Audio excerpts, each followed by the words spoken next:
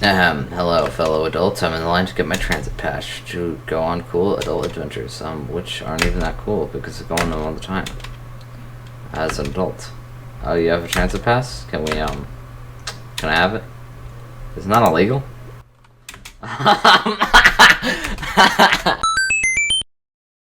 Chicory, A Colorful Tale is an RPG adventure game where you play as a dog named after your favorite food with a magic paintbrush with the ability to color the world. After all the color in the world disappears, and the previous wielder of the paintbrush refuses, it is your job to become the new wielder. There's also a corruption that caused the color to disappear.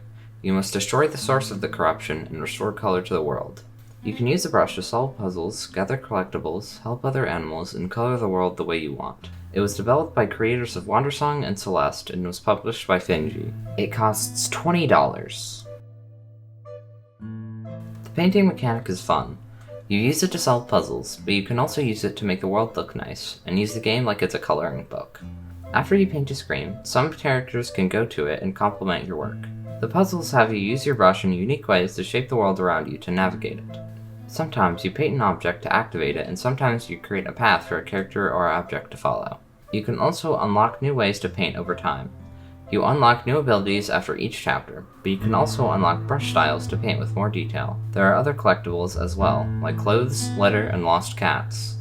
There are extra challenges if the main challenges aren't enough, and the clothes allow you to design your character as well as the world.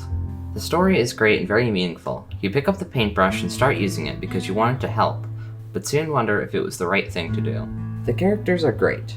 Everything about them, from their design to the text that appears when they talk, complements their personality. They have many lines of dialogue and appear in many different places. Some of the humor is great, and there are some really funny moments sprinkled in the game. There are many side quests for you to do. You can do these in between areas or complete them after finishing the main quest. They encourage you to relax and take your time in the game. The game has great coloring mechanics, but does not encourage you to use them.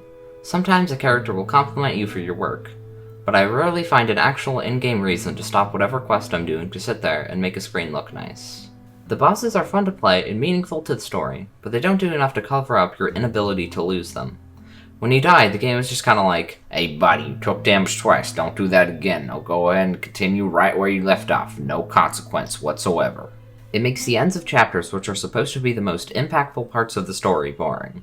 It is difficult to navigate the world. This is due to the fact that navigating the world is part of the challenge of the game, but it shouldn't be a challenge for areas you have already explored.